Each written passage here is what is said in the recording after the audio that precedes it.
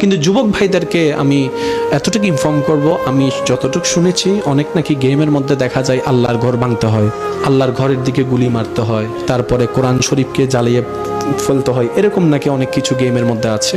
তো এতটুকু অনুরোধ করব, আমার হাত দিয়ে গুলিটা আল্লাহর ঘরের দিকে যাচ্ছে,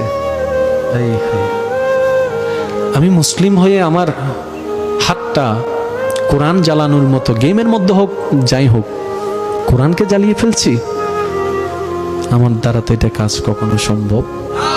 আমার যুবক ভাইদেরকে আমি শ্রদ্ধার সাথে অনুরোধ করব, আপনারা একটু ভেবে দেখবেন, ইনশাআল্লাহ আপনি ফিরে আসতে চাইলে আপনার রব আপনাকে রহমত করবে।